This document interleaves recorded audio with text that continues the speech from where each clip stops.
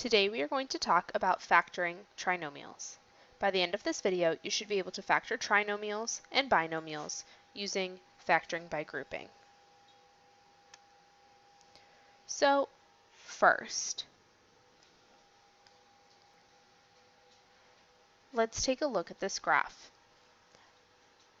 Last unit, we looked at the graph to find the zeros and then find the factors.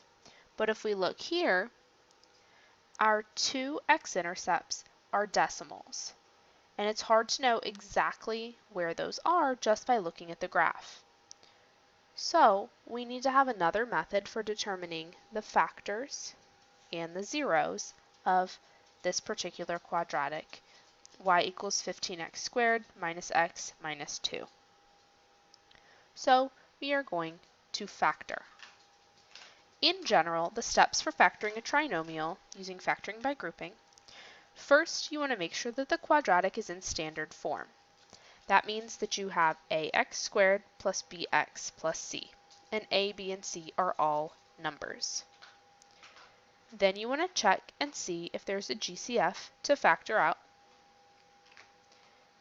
Then you're going to rewrite the trinomial with 4 terms, which I'll show you how to do in a minute. And then you're going to factor by grouping like we learned last class. So let's take a look at an example. First, we have the equation that was shown in the graph above, 15x squared minus x minus 2. So the first thing we need to check is to see if this is in standard form, which it is. We have the x squared term first, then the x term, then the constant. Then we need to see if there is a greatest common factor. Like we talked about last class, is there anything that you can divide 15, -1, and -2 by? No, nothing other than 1, so we cannot factor out a GCF. The next step is to rewrite this trinomial to have 4 terms. So, if you played the X game on Delta Math, this is where this comes in. If you have a quadratic, ax squared plus bx plus c equals 0.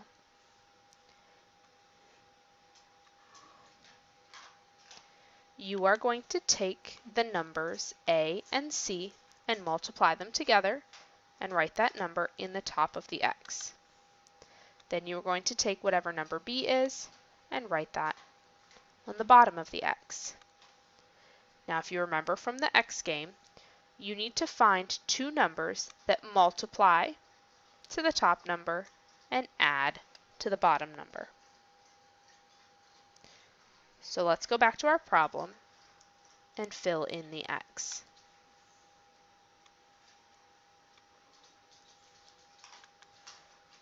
A is 15, c is -2, so 15 times -2 is -30. B is going to be -1, so we put that in the bottom of the x. You need to find two numbers that multiply to give you -30 and add to give you -1. If you have trouble figuring out what those two numbers are, there is a trick you can do in the calculator. Go to y equals, take whatever number is in the top of the x, that number that you are trying to multiply to, which in this case is -30, and type that number divided by x. Then go to the table, which is second graph. These will give you all of the numbers that multiply to give you -30. You're going to ignore the ones with decimals and only look at the integers. And you just need to find out which row adds up to -1. So 1 plus -30 is not -1. 2 plus -15 is not -1. 3 plus -10 is not -1. 5 plus -6 is -1. So we're going to use 5 and negative 6.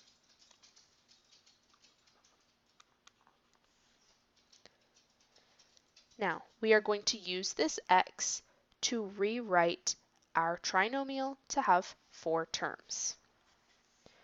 I'm going to keep the first term and the last term the same.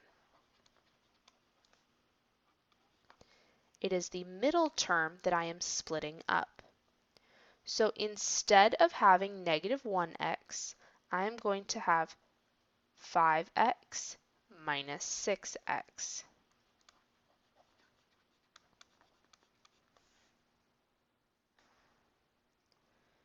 So, in case you lost track of what we were doing, the first term and the last term just come straight down,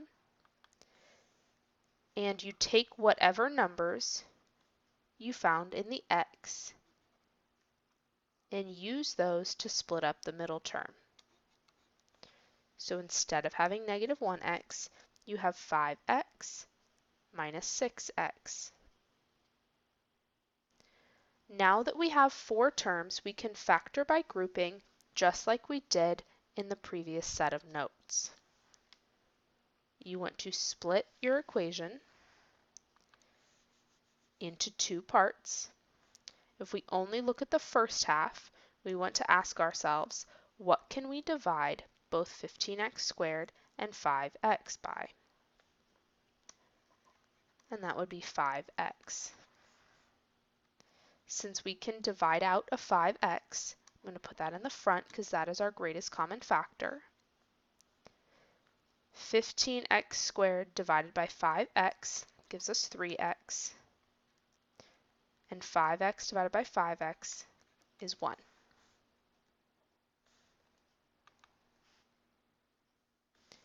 Then we look at the right half. Negative 6x and negative 2 can both be divided by negative 2. And remember, since the first term is negative, we're going to divide by a negative. So since we can divide out a negative 2, I'm going to put the negative 2 in the front because that is our greatest common factor, and then divide. Negative 6x divided by negative 2 is 3x, and negative 2 divided by negative 2 is positive 1. Now, we want to look at this red expression that I have, 5x times 3x plus 1, and the blue expression, negative 2 times 3x plus 1, and see what the greatest common factor is between those two things, which is going to be 3x plus 1. So I can divide 3x plus 1 out of both of those expressions.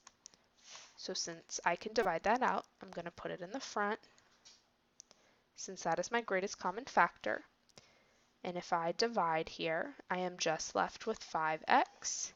If I divide here, I am just left with negative 2. So my final answer is 3x plus 1 times 5x minus 2.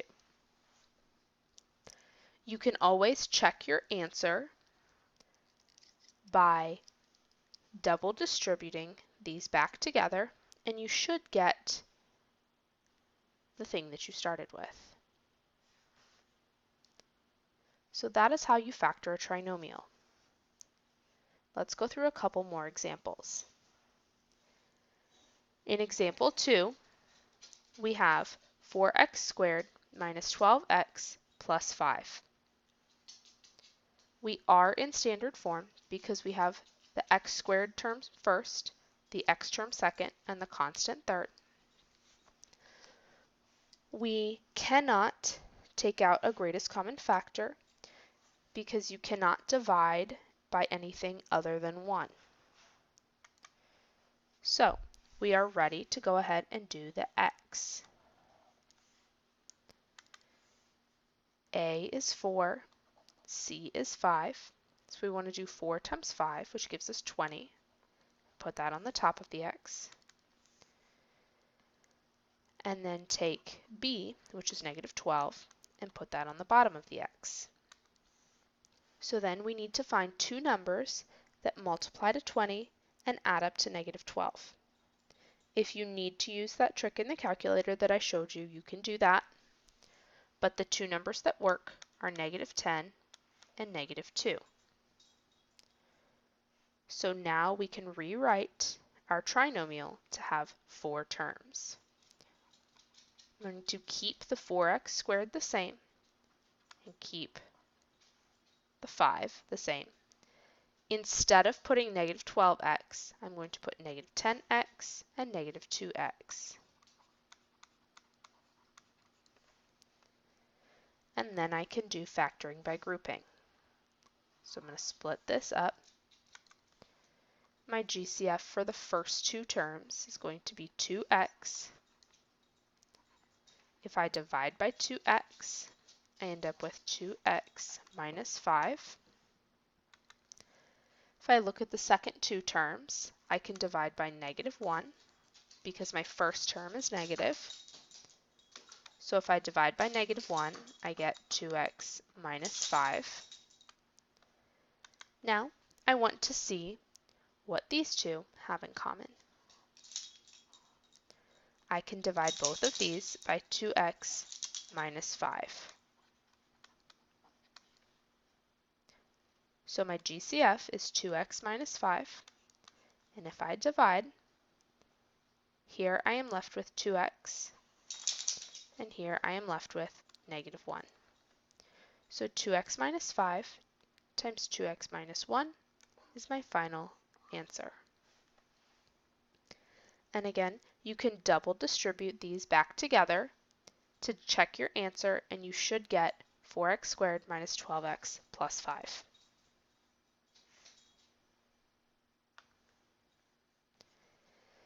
Next, we have 2x squared plus 14x plus 20. This is in standard form. We need to check and see if we can factor out a GCF. And we can. We can divide all of these terms by 2. So we're going to go ahead and do that. If I divide by 2, I have 1x squared plus 7x plus 10. Now, I'm going to ignore this 2 until the very end of the problem, and I'm just going to use the part inside the parentheses. So when I make my x, a is going to be 1, c is going to be 10, so 1 times 10 is 10, and b is 7. I need to find two numbers that multiply to 10 and add to 7, which will be 5 and 2. So again, I'm going to ignore the 2 that we factored out to start with, and I'm just going to look at the part in the parenthesis. So I'm going to keep my first term and my last term the same. Instead of putting 7x, I'm going to put 5x plus 2x. And then I can factor by grouping. If I look at the first two terms, I can factor out 1x. So if my GCF is 1x and I divide by 1x, I have 1x plus 5. If I look at the second two terms, I can divide both of these by 2. So if I divide by 2, I have 1x plus 5. Then I need to see what the GCF is between 1x times 1x plus 5 and 2 times 1x plus 5. My GCF is going to be 1x plus 5. So if my GCF is 1x plus 5 and I divide that out, I am left with 1x plus 2. Now the last thing we need to do is take this 2 and bring it down for our final answer. So our final answer is 2 times 1x plus 5 times 1x plus 2.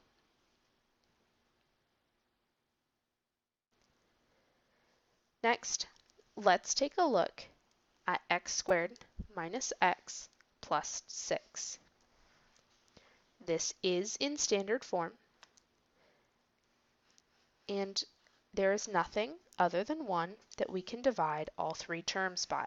So we're ready to do our x.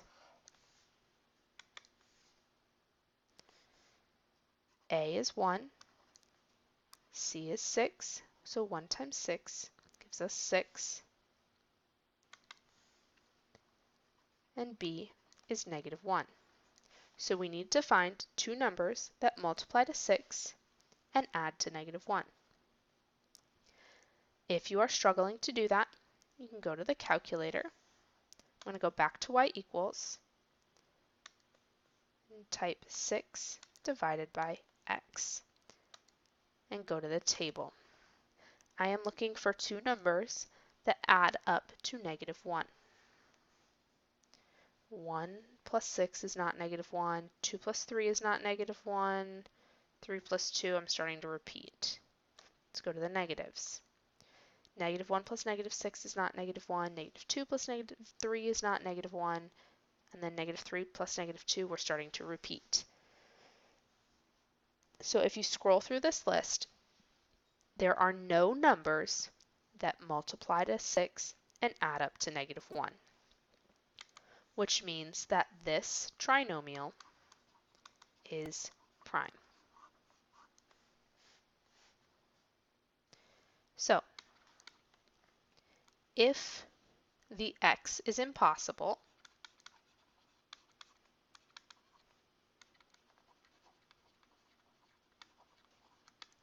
and by that I mean there are no numbers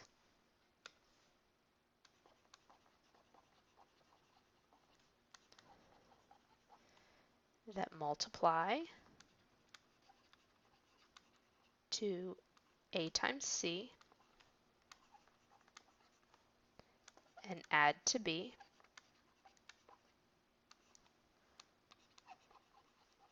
then it is prime.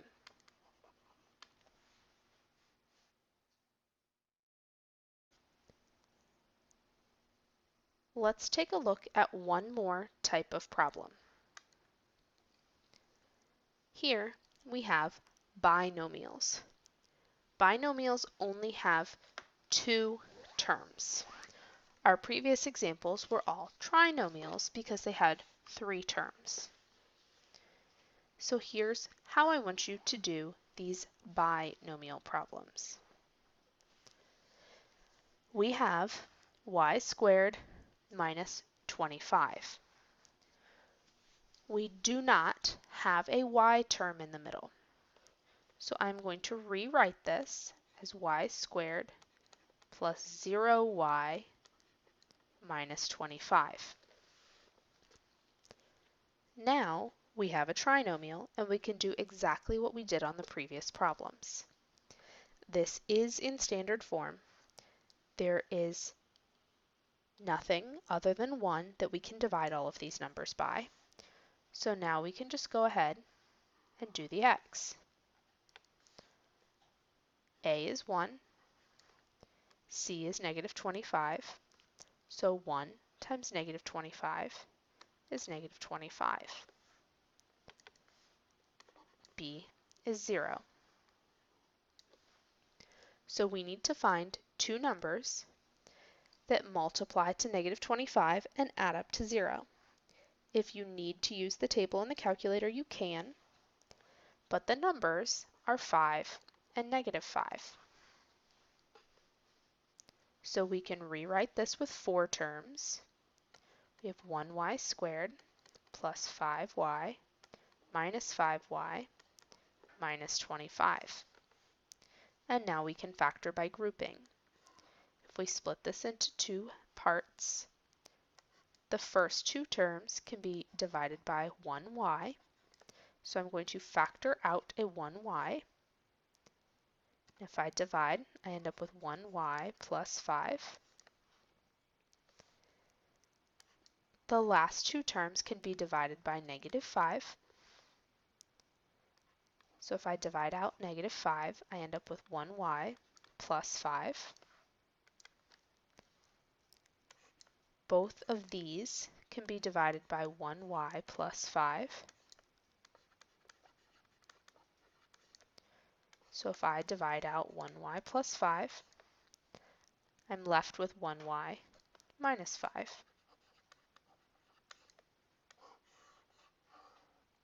And that is our final answer. Again, if you want to check your answers, you can double distribute this back together, and you should end up with y squared minus 25.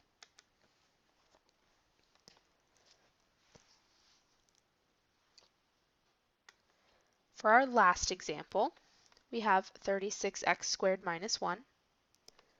Again, this is a binomial, so I'm going to make it a trinomial by putting a 0x in the middle. This is in standard form. We cannot divide by a greatest common factor other than 1, so we can go ahead and do the x. A is 36, C is negative 1, so 36 times negative 1 is negative 36, and B is 0. We need two numbers that multiply to negative 36 and add up to 0, which are 6 and negative 6. So now we can rewrite this with 4 terms.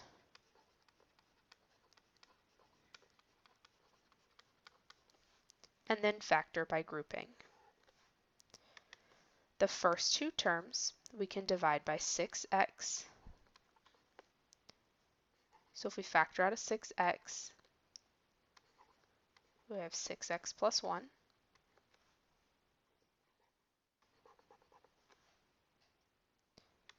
The second two terms can be divided by negative 1. So if we factor out a negative 1, we have 6x plus 1. These two can both be divided by 6x plus 1. So if we factor out a 6x plus 1, we have 6x minus 1 left. And that is our final answer. Again, you can check your answer by double distributing these back together, and you should get 36x squared minus 1.